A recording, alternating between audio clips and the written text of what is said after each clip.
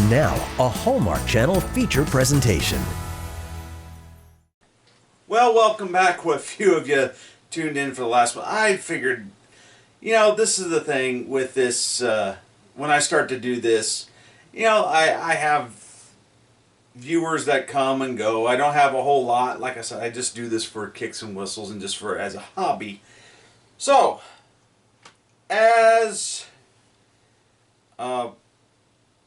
as we did last time, we are continuing on with the Hallmark Channel movies, Countdown to Christmas movies. I'm just doing them at random. Mostly I'm pulling from the DVD collections that they've put out. And you can find these at Walmart. They are reasonably priced. They're about $13 for just a single title.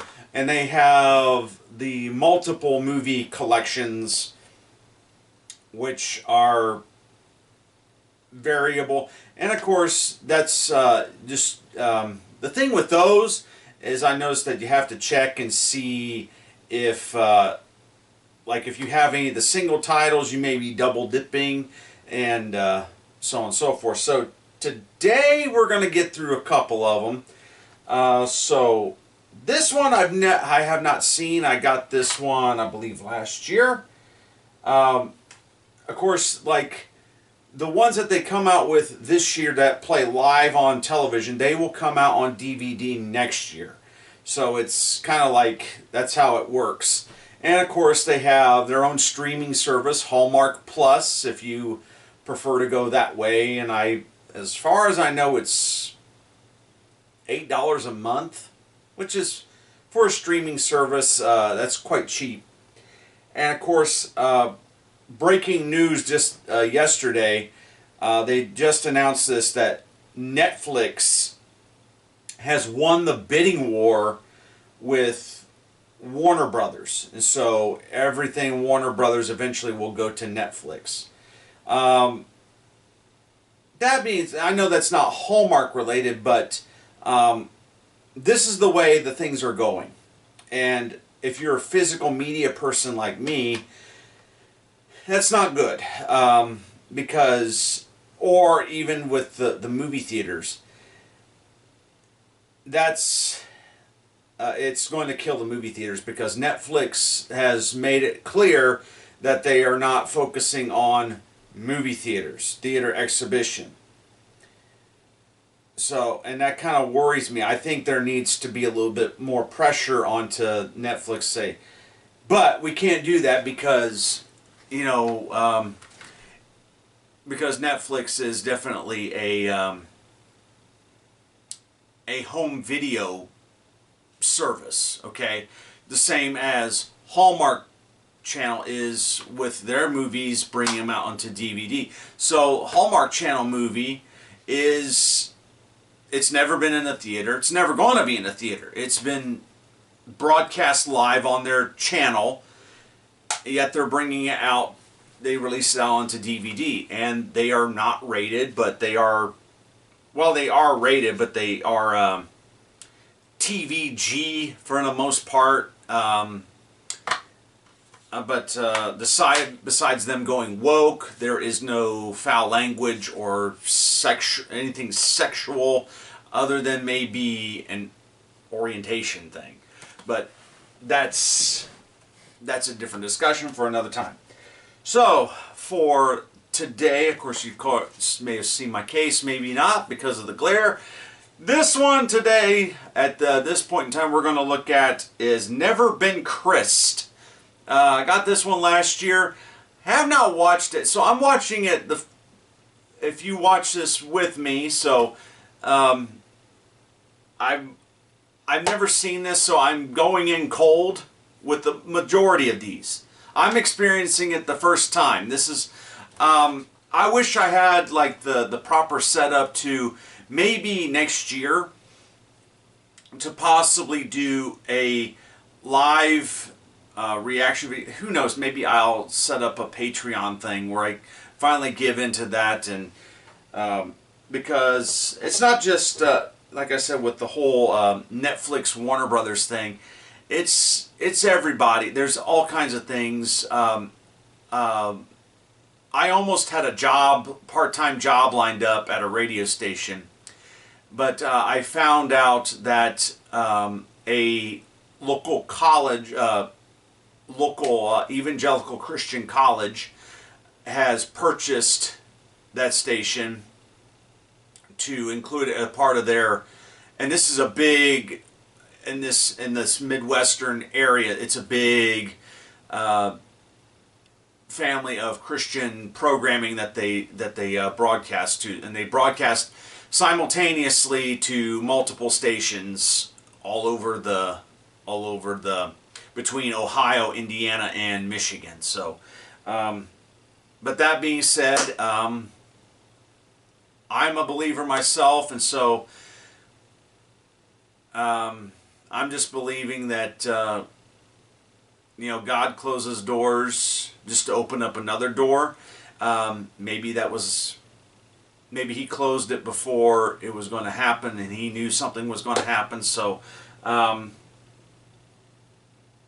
but who knows? So, I'm just going to be me, and just I would like some money. That's the truth. But that being said, let's cheer some up. Let's watch Never Been Christ. Let's read the synopsis on the back, what this is about. So, I haven't been doing that. I think I probably should.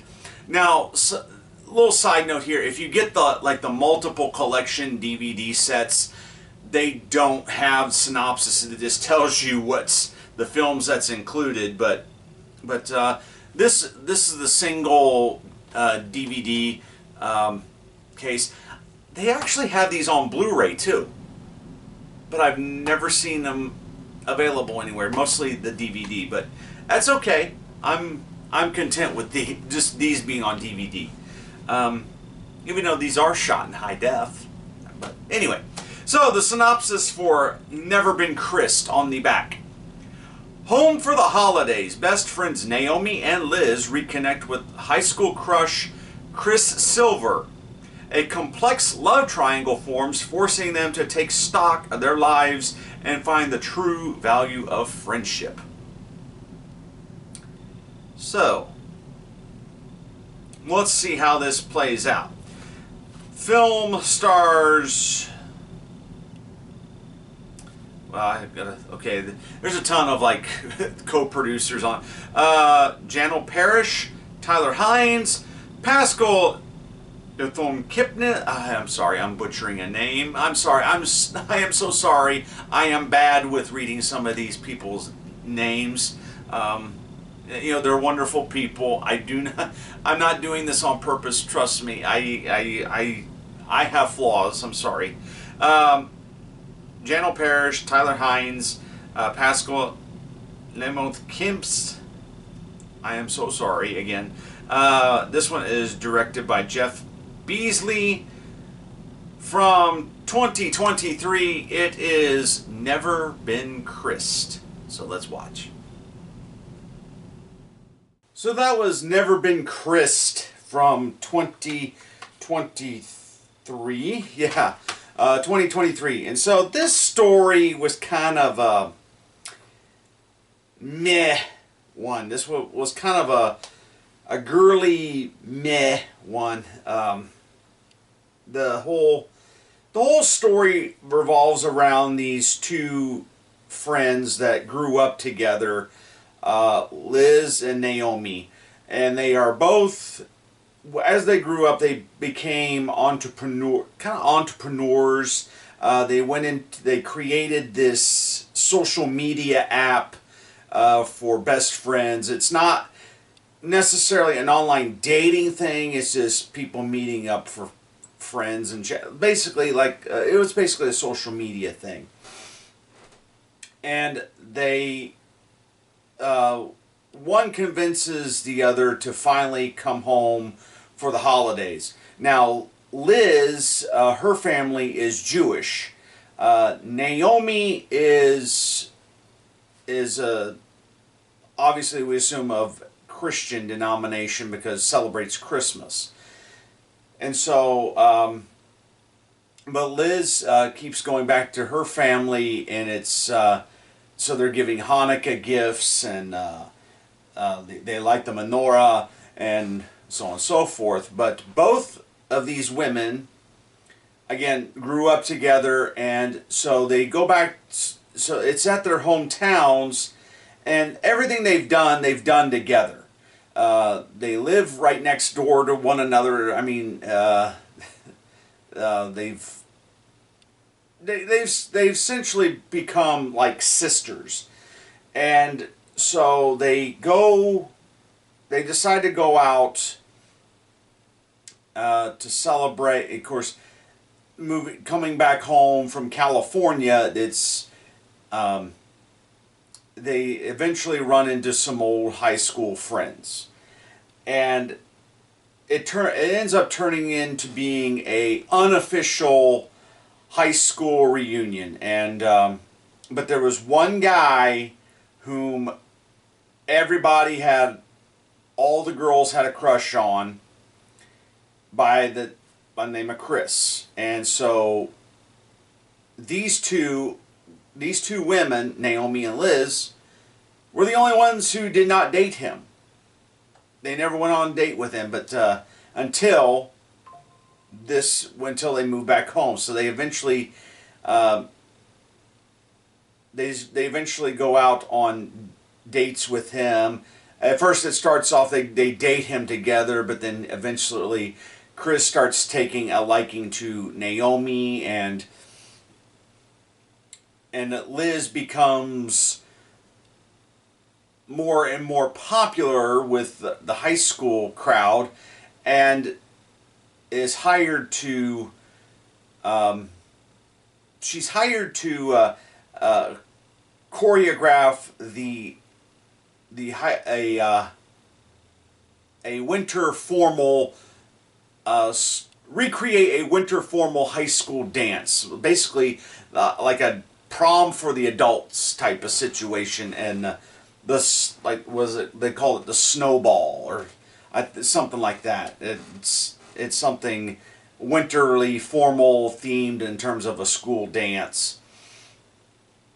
And as time goes on in the film, is that there's a little bit of jealousy that kind of rears its ugly head, but it all works out at the end, where the two women are back to being sisters again, and they realize that, there's a time for, we need to change. There's a time to change, not necessarily grow apart, but we need to close that chapter of our lives and go on to this new one. I guess that would be the happy ending to it, is that it was more about these two women who have grown up together, and more like a sisterhood type situation, and rather than being business partners, because the business end kind of ties in. And not only, they're not really fighting over the guy. That was the thing. They're not really fighting over him. It's just it's more like it's more of the business end. That's what's kind of misleading about this story of this film, is that it's the guy is the one that's caught in the middle between these two women, but it's the where the tension is with the business end. And because every investor that they've talked to says, well, Liz is the one in charge, not Naomi. They said, well, no, and she keeps saying, no, we co-founded this business. We're co-founders. And it's but everyone's looking at Liz like, no, you're the founder of this. She's the employee, and that's where the jealousy kind of rears its ugly head, is that, okay, yeah, officially Liz is the one on documentation. I took you on and carried you. And that's where the tension is. But other than that, this story was kind of underwhelming, I thought, even for Hallmark. It's just, it's like, okay, we have to put a love triangle in there, so we make this the reason why it's called Never Been Chrised, because these were the two girls that did not date this guy named Chris. And even he has quirks about him that's kind of sketchy, because not in a bad way. Like, he's this guy that just kind of roaming around like he's 100% vegan, like he's pro-vegan. So that's, I guess, where the liberal side of this, the politics of this, is that he's pro-vegan. And but Naomi catches him on their date closing his eyes and sneaking a bite of fish meat, whatever she ordered that had meat on it was fish. Have him, and he feels guilty about it. Like, really? Okay, so already proves the guy's a bit of a wimp. No wonder he got dumped a lot. He dated because he was a nice guy, very attractive looking guy, but he had this side of him that was so goofy. Yeah, oh my gosh, this one was just really, I guess this is typical for Hallmark. I mean, but the outcome was just kind of meh. The happy ending was more about the two women getting back together and not breaking that friendship. So, yeah, that was Never Been Chrised. So, it's kind of one. So, I think with that, we're just going to go on to the next feature. Okay, so the next feature is we're going to go to something a little bit different. This one is called A Maple Valley Christmas. Came out in 2022. So, here's the synopsis. Rancher Erica has spent her whole life working the family farm with her mother and sister. When Aaron arrives and disrupts her plans, she starts to question what it is she really wants. Yeah, so this one stars Peyton List, Andrew Walker, directed by Paul Ziller. So, let's get into A Maple Valley Christmas. So that was A Maple Valley Christmas. And to be honest, I like this one a little bit better than I did Never Been Chrised, because this one had a legitimate story and a legitimate a little bit of excitement, and kind of get you a little emotional, if I may say so, because it just you're like, a little bit angry, but then it's like it's like I connected with the characters a little bit better. So we have what happens in the film. We have Erica, who is, yes, she's a rancher. They live on this maple tree farm, and they produce sap, which goes into making maple syrup and so on.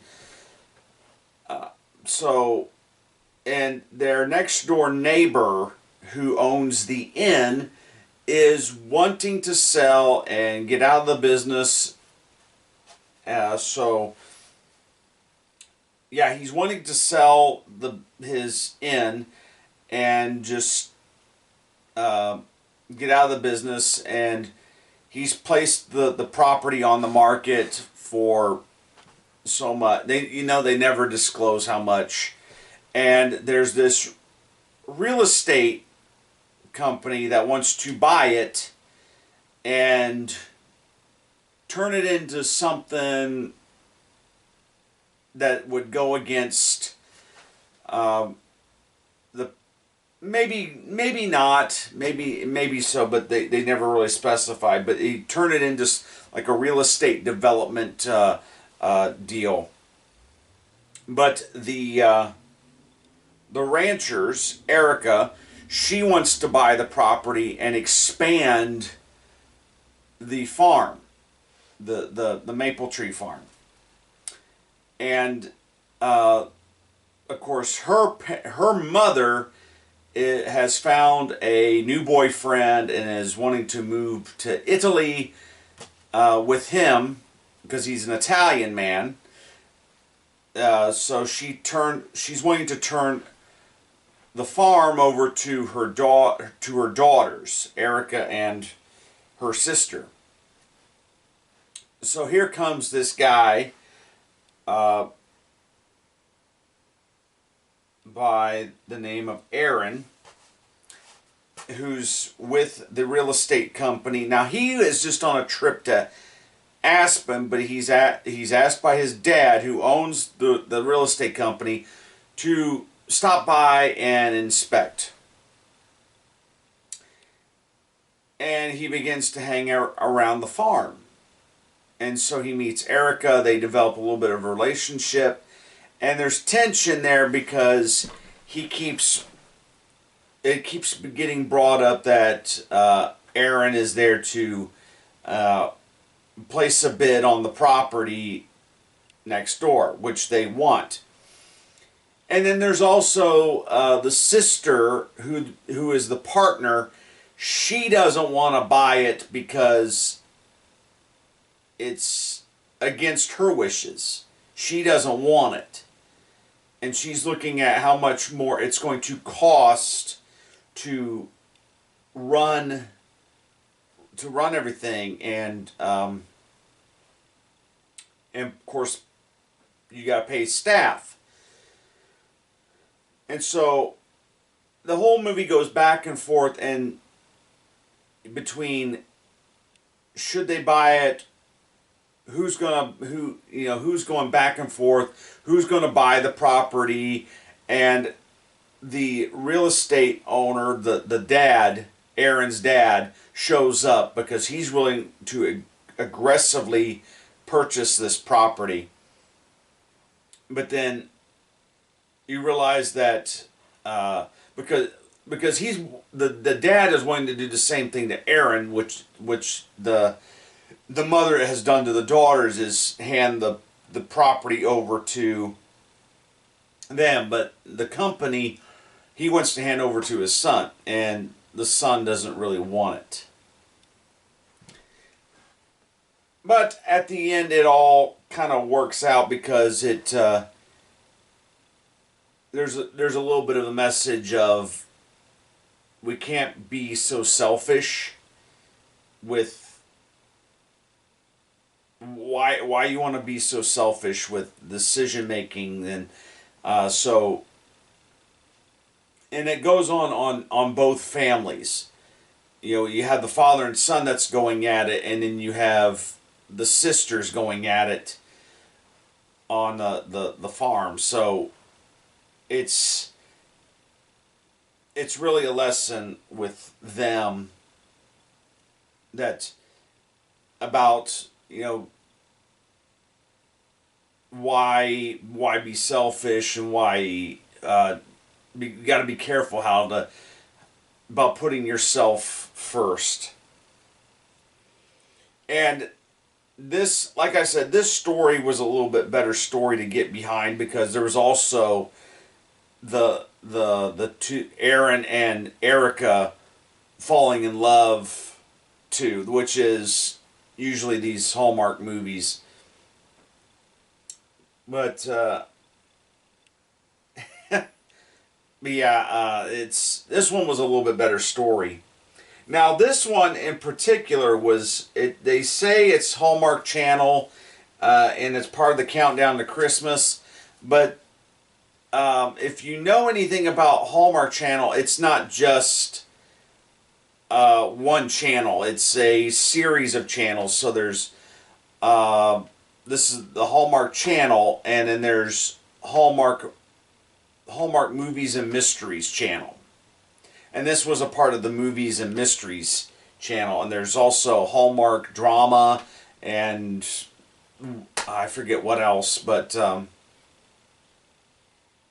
yeah, this was a part of the Hallmark Movies and Mysteries channel. But this had a little bit better of a story, I think, than the one we just watched. So that was A Maple Valley Christmas. Do check both these films out. We'll go on to the next movie. Okay, so we're going to do one more for this video, and this time we're going to show a film that has to do with the time-honored Christmas decoration tradition, which is a Christmas village. If you've ever built a Christmas village, my family had one several years ago. I don't know if my mom still has the pieces to it. But it was a thing, like you set it up on a table, or on something. You set it up on a table or something, and you set up like this little town out of these little ceramic figurines, and you had, like the bank, the post office, the church, and you basically built this little miniature town, and they had little tiny light bulbs in them, like those Christmas little, those little Christmas. They were the bigger Christmas light bulbs, but they had to be the bright, clear ones, so it would light up the whole piece. So this one is entitled A Magical Christmas Village, starring Allison Sweeney and Luke McFarlane. And this one is from 2022. So let's read the synopsis here. A Christmas village brings the magic of Christmas to the lives of Summer and her family, healing old wounds and bringing new love. So, without further ado, don the lights and let's watch A Magical Christmas Village. Okay, so that was A Magical Christmas Village. This one was kind of interesting. It had some interesting things that were incorporated with it. Allison Sweeney plays Summer, who is this like an architect-like character. She's redesigning this town and kind of restoring it back to its natural state, and doing a lot of repairs. And of course, she is. It's just her. She's a single mom raising her daughter. And of course, they run into a situation with her mom, played by Marlo Thomas. And so mom ends up moving in with the daughter and the granddaughter. And one of the things that they grab out is the Christmas village that the grandfather had made several years ago. And it's a perfect replica of the town. And what makes this magical is that it is a perfect miniature of the town. And what happens is the Marlo Thomas's character Vivian, she introduces the granddaughter Chloe to what a Christmas village is. Now, like I said, my Christmas village that I grew up with, that we had in our house, it did have lights and you had to plug it in. This was like an old-fashioned Christmas village where there was no lights. And so part of it is that you'd set the piece out and then you make a Christmas wish. That's their tradition that they have in the film. And when the tradition happens, not only the piece lights up, but also it comes true in real life in the town. So the mom, Summer, she